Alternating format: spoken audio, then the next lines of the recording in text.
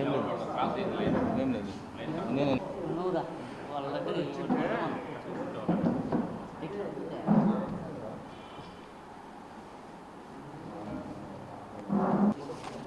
తల ఒకటి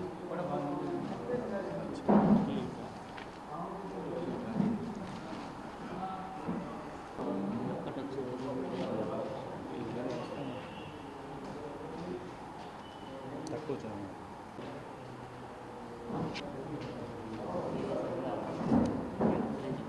నా పేరు మహబూబ్ బాషా, నూరు బాషా లేఖల జిల్లాధ్యక్షుడు. మీడియా మిత్రులకు, నారా చంద్రబాబు గారికి, లోకేష్ అన్న గారికి, పవన్ కళ్యాణ్ గారికి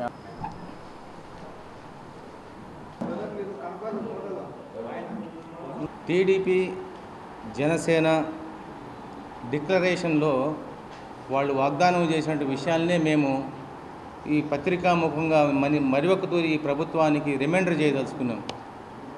ఎందుకంటే గతంలో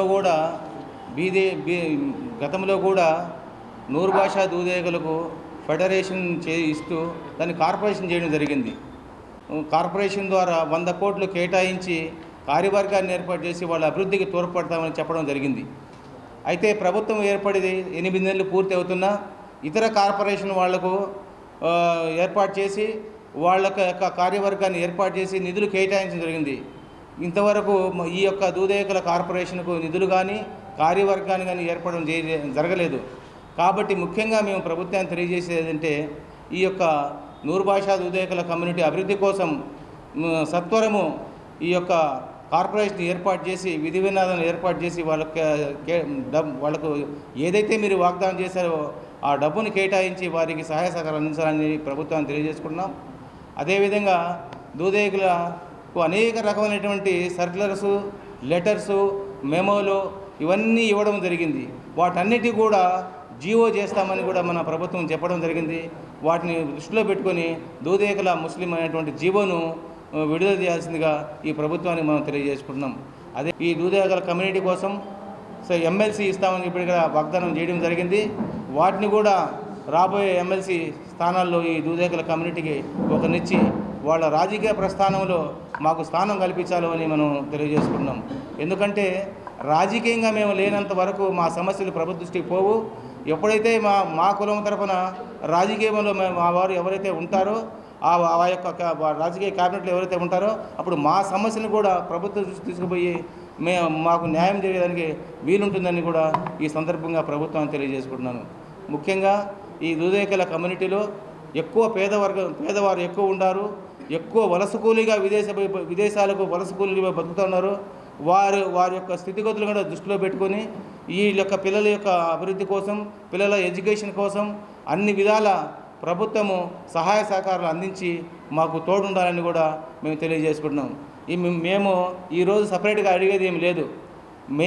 మాకు ఆల్రెడీ ముస్లిం మైనారిటీలు పనిచేసినటువంటి ఐఏఎస్, ఐపీఎస్ ఆఫీసులు కూడా దూదేకుల ముస్లింలు అంతర్భాగమే. వీళ్లకు మైనారిటీలో పూర్తి లబ్ధి ఏదైతే మైనారిటీకి అందుతుందో అవన్నీ కూడా అందాలని వాళ్ళు అనేక విధములుగా మాకు సర్క్యులర్స్, రివ్యూస్, లెటర్స్ ఇచ్చారు.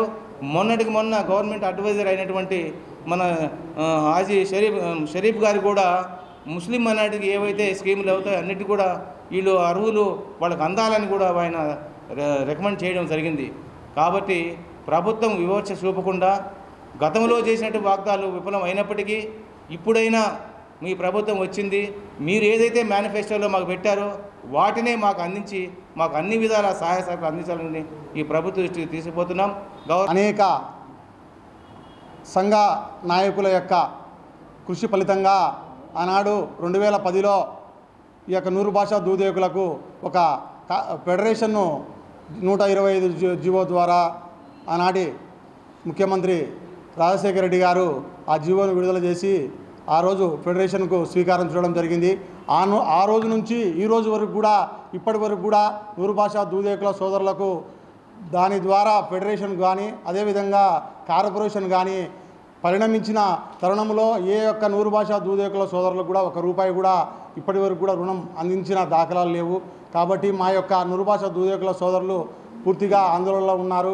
కాబట్టి వీటన్నిటిని కూడా దృష్టిలో ఉంచుకొని ఈ యొక్క 2024 ఎన్నికల్లో కడప ఏర్రోడ్ల సాక్షిగా ఆనాటి ప్రతిపక్ష నాయకుడు ఈనాటి ముఖ్యమంత్రి అయినటువంటి నారా చంద్రబాబు నాయుడు గారు ఇక్కడ మేము నూరు భాషలో ముస్లింలలో నూరు భాష అంతర్భాగమైనటువంటి దూదేకులకు ఆనాడు ఒక కార్పొరేషన్ ద్వారా 100 కోట్లు కేటాయించి ఈ యొక్క నిధులు ఇచ్చి ఆర్థికంగా మేము అండగా ఉంటామని చెప్పి తెలియజేయడం జరిగింది. కాబట్టి ఈ యొక్క కార్పొరేషన్ ఏర్పాటు చేసి 100 కోట్లతో బడ్జెట్ను ఏర్పాటు చేయాలని, మాకు ఆర్థికంగా మమ్మల్ని ఆదుకోవాలని చెప్పి ఈనాడు ఏర్పడినటువంటి కూటమి ప్రభుత్వాన్ని మేము విజ్ఞప్తి చేస్తూ ఉన్నాము. అంతేకాకుండా యువగలం పాదయాత్రలో ఆనాడు లోకేష్ గారు కూడా అనంతపురం జిల్లాలో మిమ్మల్ని చట్టసభల్లో ప్రవేశించే విధంగా నా వంతుగా నేను కృషి చేస్తాను, దానికి నా బాధ్యత తీసుకుంటానని చెప్పి ఆనాడు తెలియజేయడం జరిగింది.